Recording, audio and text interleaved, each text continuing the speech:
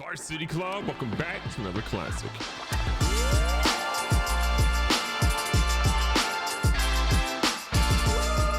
Our season ended in dramatic fashion, but the good news is that we lost to the national champion in Alabama, who ended up beating North Carolina 38-35, but winning by field goal in overtime. Well, there's no shame in being beaten by the best.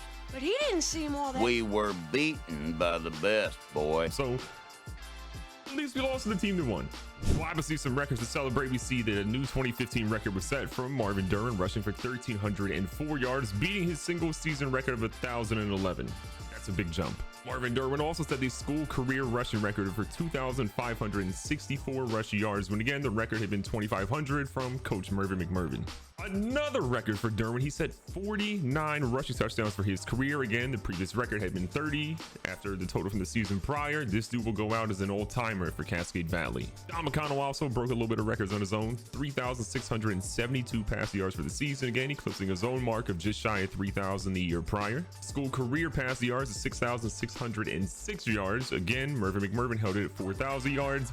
Got to imagine McConnell only going into his junior year this upcoming all season is going to go pretty far. And then his last record he broke was the school season passing record of 30 touchdowns in one season, beating his previous year record by one. I lied, there was one more. The career mark of 59 passing touchdowns. Again, Mervin McMurvin had it to 40. McConnell dominated that this season. Lonnie Downs breaks the school career mark at 133 career receptions. Again, previously he had held it at 93. And then the school career receiving record of 2,580. Again, McMurvin had set it at 2,000. Philip Antonio, the school season record of 5 interceptions in the season. Again, Teddy Edmonds, first rounder Teddy Edmonds, or should have been first rounder Teddy Edmonds, set it previously with 4. Now it is the off season, and with us having such a great year, you got to imagine some turnover will be happening. Now, Coach Mervin McMurvin is going to be staying for 4 more years. He got a great extension. He's been playing well, so they wanted to have him back. But you do lose our defensive coordinator, which maybe isn't the worst thing in the world considering how we played against Alabama. We're going to bring on Jeff Woods, and we're going to lose Coach Deacon Wright. We're still going to have Carney as our offensive coordinator because he was here last year. I think our offense was fantastic, but defense, there's some work to be done. So we got a new guy coming in to hopefully help us figure things out. Jeff Woods is also a level 1 coach, which means he has no upgrades outside of the original one. So we're going to upgrade him for block shedding. We get +1 block shedding, but he's the bottom of the barrel. We deserve better. When it comes to players leaving, there's some players that we don't care about leaving, but some players that obviously were impactful to this team, and let's see how they ultimately did. JoJo Johnson, who was a quarterback for us in the early days, went into being a halfback and then went into really not getting any playing time whatsoever. He ended up being a 6th round draft pick, which honestly for a guy going from QB to running back isn't that bad. Sad to see him go. We didn't really get to play a ton, nor did he really get any touches against Alabama, but still a great player in Cascade Valley history. Philip Antonio, Dr. Jekyll, Mr. Hyde, the little guy is going to be gone, but again, I think he should have been drafted, but nobody picked him up. Clay Stroop was an award winner. Kane Ringley was a solid guy on the offensive line. Elijah Turner did his job. Mike Oliver was a great JUCO transfer, one of the first round JUCOs we ended up pulling in. Cameron French was solid. McNeil had his moments for the team. Thomas Carroll was great the majority of his time here. Jacob Brown had some big moments for us as well. Miller Moody was an absolute stud. Anthony Estes didn't really see much playing time. Lonnie Downs, the legend, has some records in his name. While he's leaving the school, we still have those. Noah Anderson, Bubba Cook. There are some players that I'm incredibly fond of. Some we didn't really get to see enough of, but still, memories were made, and I wish them all the best.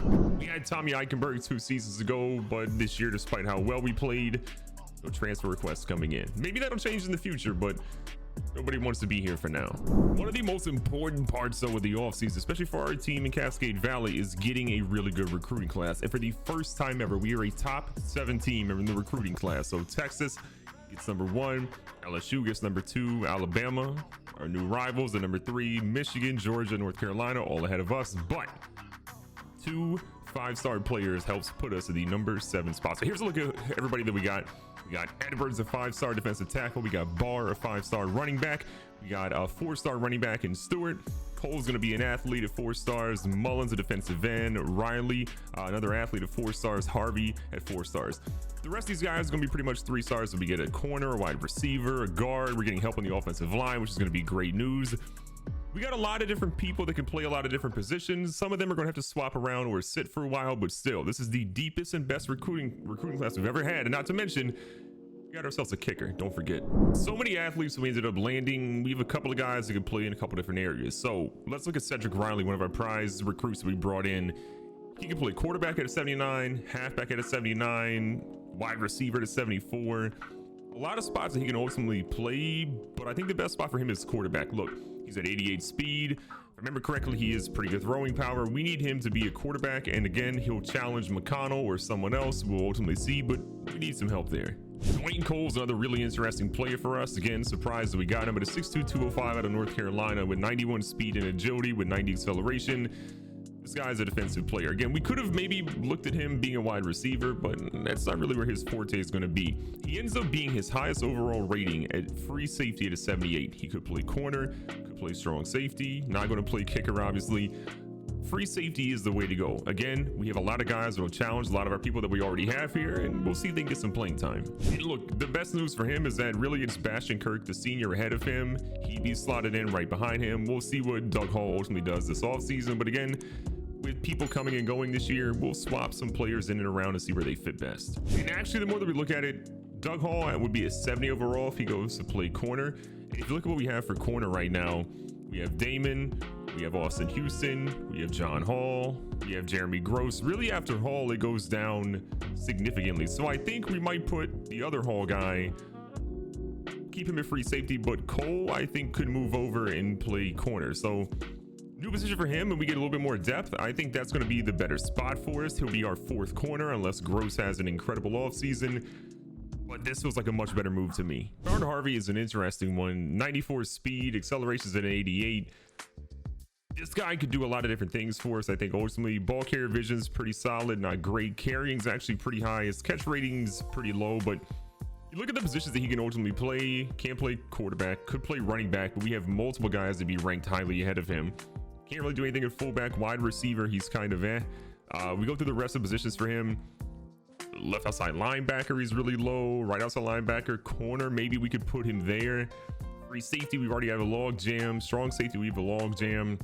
I don't want to put him at receiver because we have so many underclassmen, so we're going to put him at corner. Again, a guy that can move around maybe possibly in the future, but for now he's more added depth than anything else. One of the last guys we had to move around is Stephen Lowe at athlete. Again, this is a guy that can play a lot of different positions. Could play halfback, but he'd be sitting behind two really talented guys that will be playing ahead of him. Wide receiver, again, there's a log jam a bit there for us. I'm looking at left end, looking at right end, but we need some help, and he's kind of okay. We don't have a single right outside linebacker outside of our starters, so this to me feels like the right move. Put him behind Jacoby Walters. He can sit for a year, maybe even play a little bit this year at 6'4", 239 with 83 speed and 90 acceleration. This is a guy I think that will be a starter for sure next year. So right outside linebacker is the move for him. Now, this is what I care about a lot. The training results for our players. Let's break it down and see how each position group got better or worse or didn't do enough. Quarterback is an absolute monster one. McConnell goes up +4 overall to a 90. He's at 88 speed now. Acceleration went up. Let's see how his throwing went, because that's really what matters the most, I think, for this guy. If we keep going through, throw power only went up 1. That's kind of an L. Throw accuracy went up 4. That's definitely a W, but I would have loved to have seen Rocco Green goes up to a 78. We see Seth Sanders stay at a 73. Mike Kendrick goes up to a 68, even though he probably won't make the team this season. And Terrell McDowell also probably not making the team, despite getting really better. He's just not going to be there. And running back, the disrespect on Marvin Duran. I don't know if he just doesn't have really what it takes to get better, but you went up +1. I mean, this guy should have been competing for awards this season, should have been a preseason All-American. It's just an 82 +1. It's not great. Gavin Hall, a redshirt freshman, goes up +5. He's going to be a fringe guy to make the team. At fullback, Dylan Bowers actually goes down 2, so the senior regresses. That's not good at all. I really thought Romello Dawkins at the receiver spot would take a major leap this offseason, but he didn't. He doesn't really increase at all. We see Clayton McFadden go up +2, which I kind of expected. Robert Roth goes up +4, gets a 95 speed, the fastest receiver on the team, I believe, right now, at least from our returning guys. Trey Swain goes up +1. We'll take that. Again, not a lot of time that he played last season, but we expect big things from him this year. And then Brett Reed, probably not making the team. doesn't do anything. Donovan Rubley goes up +3. We see Jared Gold go up +5, who I expect to play a lot this year, probably some at wide receiver a little bit. He's going to be our guy that I think is a big time playmaker for the team, just stretching it down the field. And then you have Joe Thompson, who goes up +2. At left tackle, we see Micah Arroyo go up +3. We're happy to hear that. Left guard, we're going to see Shannon Smith go up +3. Bryson Reed goes up +5, and we see Hal Kemp go up +3. Again, a lot of depth in the offensive line now with these guys getting significantly better. At center, Mason Franks, the all-time best offensive lineman we've ever had. He goes up +7, which is huge, the biggest jump we've had by far.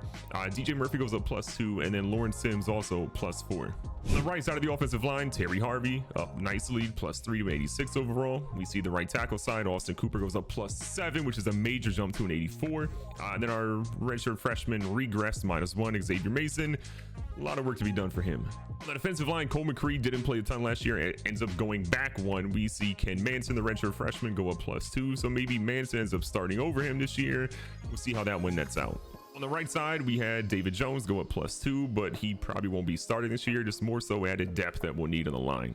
Our defensive tackles, Jason Capps, again, had a great year last year, goes up +1. We see Ben Oliver go up +3, challenging him to almost be the starter. And then Jamal Patterson goes up +3 as well, just a point behind. Again, these are guys that are going to be all playing the season. Depth across the board is what we essentially need there.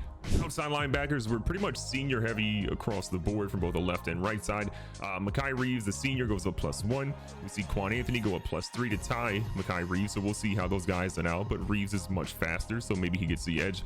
And then Eli Oliver goes up as well, +3 to be an 80. We go to the middle linebacker slot. Tommy Eichenberg, again, an award winner, monster year, +8, the highest increase we have seen from anyone right now. Hallie goes up to an 81, +3. Josh Coles, +3 to a 74. And Lance Mason, the redshirt freshman, doesn't change at all. On the right side, Jacoby Walters, who played all of last season, only gets +1. So again, I feel like some of these guys took advantage of their off season, some of them not so much. The spot that I care about probably the most is our corner spot. We have been a little bit more weaker this season than probably other seasons, but we're seeing Jordan Damon go up to an 88 +2. We see John Hall go up +5. That's major now to an 80 overall.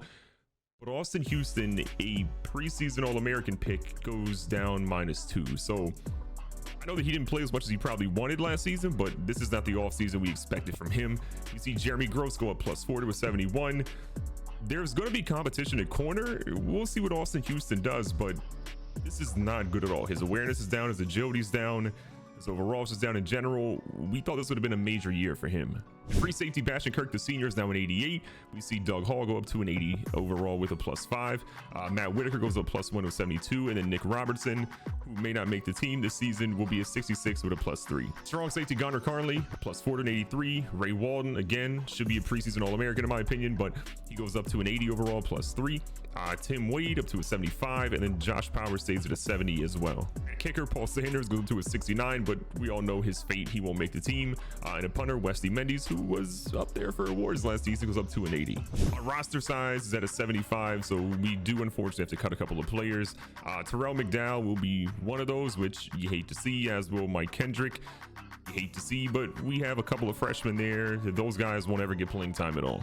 Gavin Hall has promise, but again, he is our lowest rated guy. We have a freshman ahead of him, Mike Pace, who maybe will get some playing time, but actually Mike Pace is 81 speed.